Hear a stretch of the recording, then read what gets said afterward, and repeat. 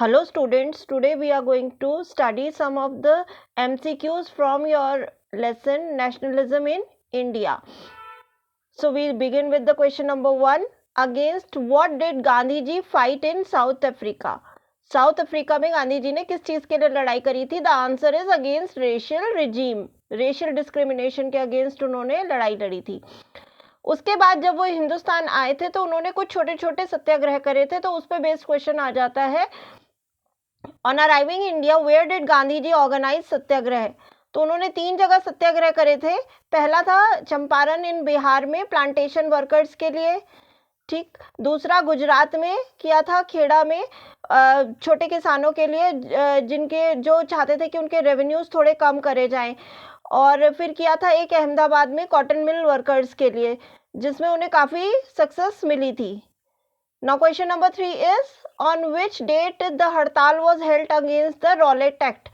Rowlatt act के against Gandhi ji ने हड़ताल बोली थी कि नेशन वाइड हड़ताल स्टार्ट करेंगे, तो वो कौन सी डेट को करनी थी? This date is very important, that is 6 April 1919।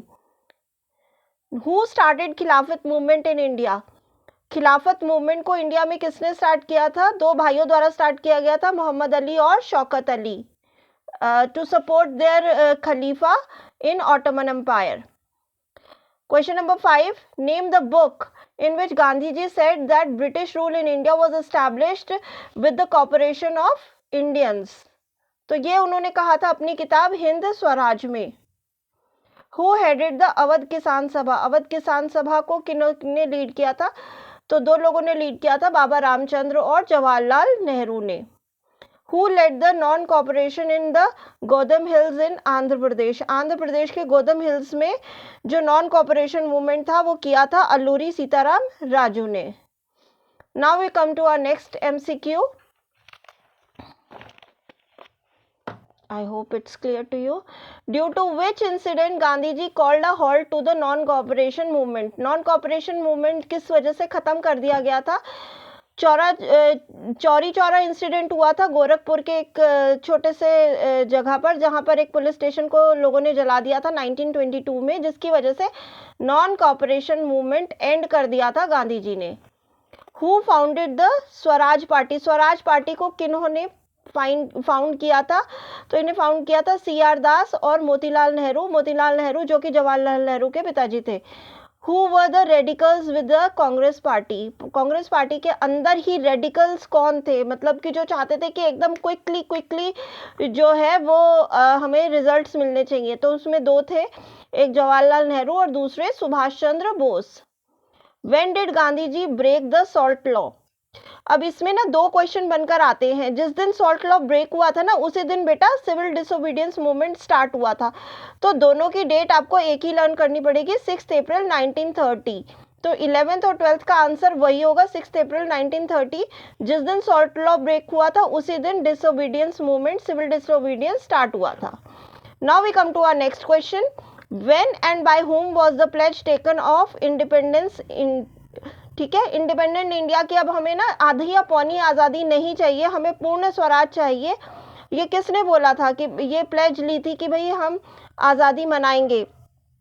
तो बेटा ये लाहौर कांग्रेस में हुआ था। इस प्रेसिडेंसी हुई थी इसमें जवाहरलाल नेहरू की, और उन्होंने बोला कि हमें पूर्ण स्वराज चाहिए, पूरा स्वराज चाहिए हमें। मतलब अभी जैसे कि कांग्रेस को बोल रहे थे कि आप थोड़ा सा पार्ट ले लीजिए पार्लियामेंट में, तो उन्होंने बोला कि नहीं, हमें नहीं चाहिए, हमें पूरा का पूरा स्वराज चाहिए। तो ये बोला था जवाहरलाल नेहरू ने लाहौर कांग्रेस में, और डेट थी 26 जनवरी 1930।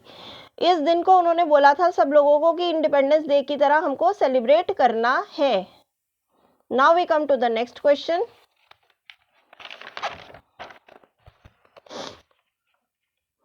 Who was the first person to create an image of India as a Bharat माता?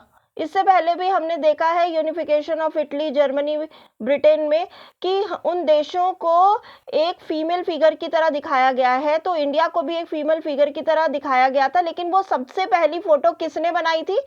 वो बनाई थी बंकिम चंद्र चट्टोपाध्याय ने, और उन्होंने ही लिखा था वंदे मातरम। तो वो एक सेपरेट क्वेश्चन फ्रेम होकर आ जाता है कि हु रोट वंदे मातरम? तो बंकिम चंद्र चट्टोपाध्याय जी ने ही लिखी थी वंदे मातरम, और इसको उन्होंने इंक्लूड भी किया था अपनी एक नॉवल आनंद मठ में, जो कि आपके लिए एक सेपरेट एमसीक्यू की तरह आ सकता है। Name the novel which included Vande Mataram, कि वंदे मातरम कौन सी नॉवल में था, आनंद मठ में था, और ये भी बंकिम चंद्र चट्टोपाध्याय द्वारा ही लिखी गई थी। तो 3 चीज़ों में आपको एक ही चीज़ लर्न करनी है। भारत माता की फोटो भी सबसे पहले बंकिम चंद्र चट्टोपाध्याय ने बनाई थी, और उन्होंने ही वंदे मातरम लिखा था और इसे इंक्लूड किया था अपनी नॉवल आनंद मठ में। I hope this much is clear to you. Now we come to the next question. Who published a massive 4-volume collection of Tamil folk tales known as the Folklore of Southern India? यानी कि जब हमारी collective identity की बात हो रही थी तो लोगों ने अपनी टेल्स वगैरह को कलेक्ट करके लोगों को अंदर आज़ादी की, इंडिपेंडेंस की, नेशनलिज्म की भावना जगानी चाहिए थी। तो सदर्न इंडिया में ये काम किया था नतेसा शास्त्री ने।